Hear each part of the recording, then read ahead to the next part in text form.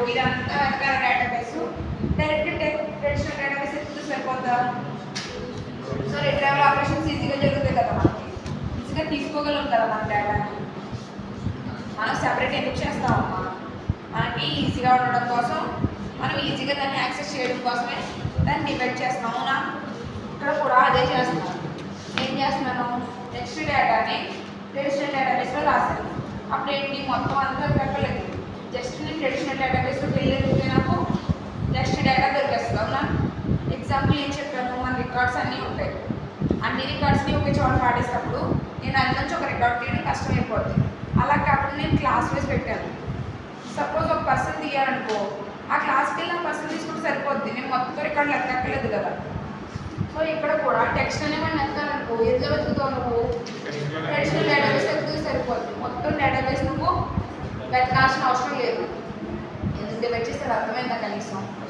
మనకి ఈజీగా మనం తీసుకోవడానికి కానీ, ఈజీగా మనం దాని మీద ఆపరేషన్స్ అనేవి పర్ఫామ్ చేయడానికి కానీ, అందుకు దాన్ని సెపరేట్గా రాసుకున్నాం. అంటే ఫాస్ట్గా వెళ్తున్నాను, అర్థమవుతుందా?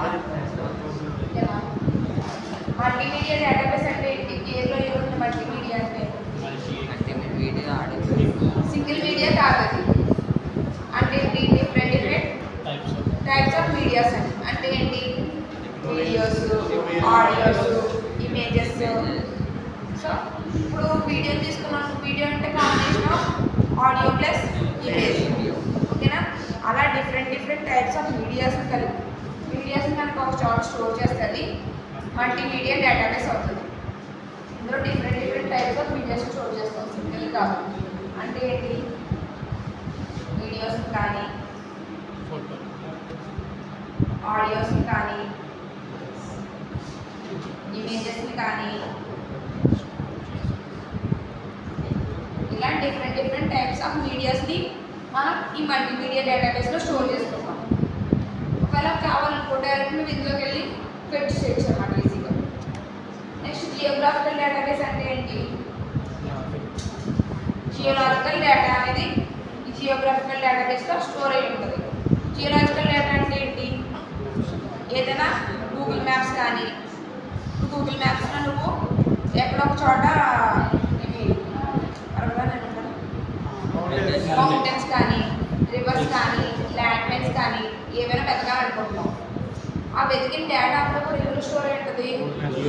జియోగ్రాఫికల్ డేటాబేస్లో స్టోర్ అయి ఉంటుంది. అర్థమవుతుందా? జియోగ్రాఫికల్ డేటా అంతా కూడా ఇందులో స్టోర్ అయి ఉంటుంది. ఫర్ ఎగ్జాంపుల్ ఏంటి? గూగుల్ మ్యాప్స్ అన్నమాట. గూగుల్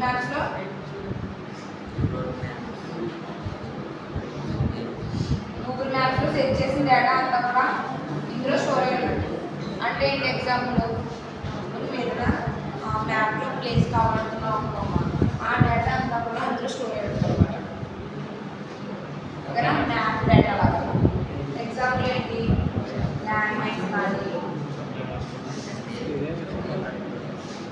రివర్స్ కానీ,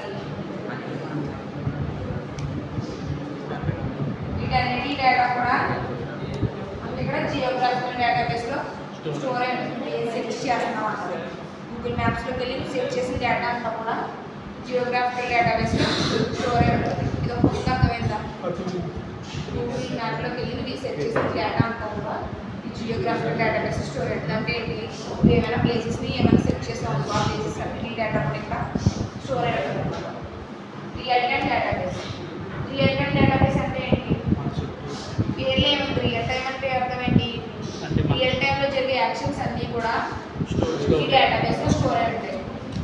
ఇప్పుడు మీ ఫ్రెండ్కి ఒక మెసేజ్ షేర్ చేస్తున్నావు, ఆ మెసేజ్ నీకు స్టోర్ అయ్యి మీ ఫ్రెండ్ వచ్చి చూసాడు అనుకో, నువ్వు మీ ఫోన్లో మెసేజ్ అనేది టైప్ చేస్తావు, అది నీకు రియల్ టైంలో షేర్ అవ్వాలా? లేదంటే మీ ఫ్రెండ్ వచ్చి చూసుకుని లేదు ఆ టైంలో కూడా షేర్ చేసుకుంటాడా?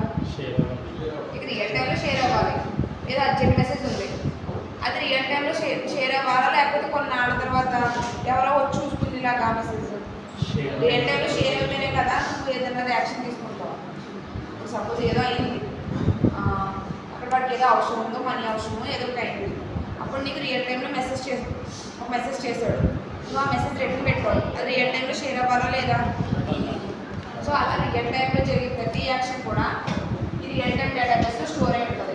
లేదు ఒక ఇన్స్టాగ్రామ్లో ఒక మెసేజ్ పెట్టావు, ఆ మెసేజ్ నీకు రియల్ టైంలోనే షేర్ అవుతుంది.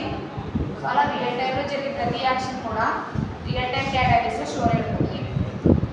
మెయిన్గా ఒక గుర్తుపెట్టుకోండి, రియల్ టైంలో జరిగే ప్రతి యాక్షన్ కూడా రియల్ టైం డేటాబేస్లో స్టోర్ అయి ఉంటుంది. దాని ఎగ్జాంపుల్ ఏంటి? వాట్సాప్ కానీ అంతే కదా, వాట్సాప్లో మెసేజే కదా రియల్ టైంలో స్టోర్ వాట్సాప్ కానీ ఇన్స్టాగ్రామ్ కానీ స్నాప్ కానీ ఇవన్నీ కూడా అది కూడా కొన్ని. సో ఇవన్నీ కూడా రియల్ టైం డేటాబేస్కి ఎగ్జాంపుల్స్ అన్నమాట. ఓకేనా, రఫ్గా రాసుకోండి. ఓకేనా.